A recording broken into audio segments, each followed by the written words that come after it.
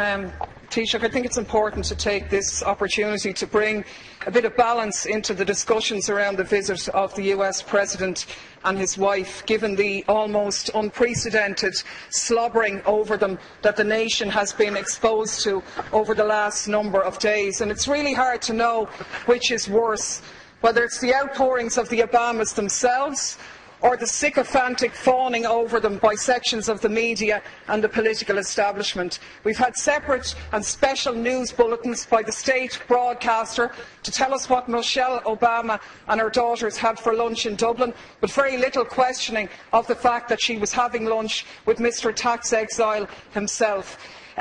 We had very little challenging of the fact that she's glad to be home, a country that she's been in less than a week and that her husband has very tenuous links in. And of course, the biggest irony of all, the protestations of Obama himself in his speech to the children in Northern Ireland about peace, when he said, "Those who choose a path of peace, I promise you that the United States of America will support you every step of the way. We will be the wind at your back." Now I ask you, is this person going for the Hypocrite of the Century award? Because we have to call things by their right names. And the reality is that by any serious examination, this man is a war criminal. He has just announced his decision to supply arms to the Syrian opposition, including the jihadists, fuelling the destabilisation of that region and continuing to undermine secularism and knock back conditions for women. This is the man who is in essence stalling the Geneva peace talks by trying to broker enhanced leverage for the Syrian opposition by giving them arms, and to hell with the thousands more who lose their lives, or the tens of thousands more who will be displaced as this war goes on. This is the man who has facilitated a 200% increase in the use of drones, which have killed thousands of people, including hundreds of children. And you, Taoiseach, you are the one who's turned a blind eye on these activities. You've talked about the G8 being an opportunity to showcase Ireland. But is it not a reality that you have showcased us as a nation of pimps, prostituting ourselves in return for a pat on the head? To be honest with you, we were really speculating this morning whether you were going to deck the cabinet out in leprechaun hats decorated with a bit of stars and stripes to really mark abject humiliation here. So my question to you, Taoiseach, is as follows.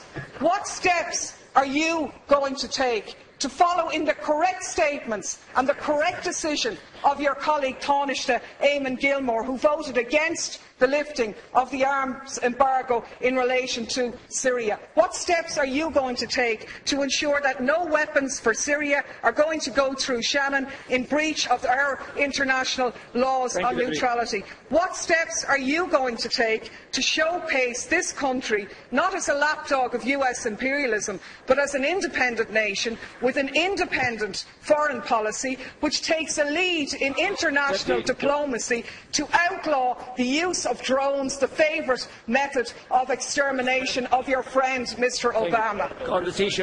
Thanks, Ceann Comhairle. Of course I said nothing about the Northern Ireland peace process, a process which everybody supports, but is not one that gives you a licence to do whatever you like anywhere else around the globe. There isn't much peace in Iraq, where 26 people lost their lives yesterday. There isn't much peace in Afghanistan. There isn't much peace in Pakistan. And there certainly isn't much peace in Syria.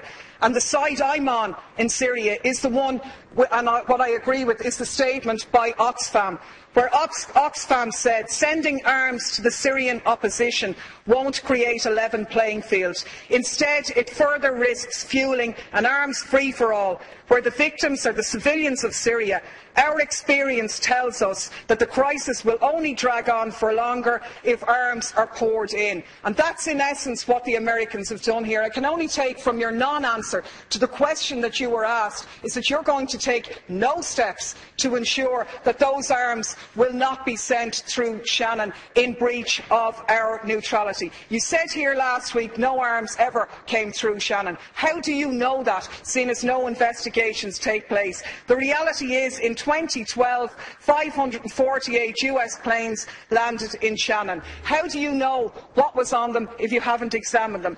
Your Minister for Transport revealed announced in a parliamentary question that 239 civilian planes landed in Shannon, where they sought permission because they were carrying munitions of war or dangerous goods on a civilian aircraft. What steps are you going to take to intervene in this situation? And the last point I'll make is that people in this country are very fond of our American brothers and sisters, and I think we stand far more shoulder to shoulder with them by making valid criticism of their President, who has broken his election promises, rather than just pimping this nation as a tax haven for their corporations. I'm sure the Americans would far prefer if their multinationals paid their taxes at home rather than offshore here, so they could develop their health care, so they wouldn't be wasting money on arms being sent to slaughter people in other countries.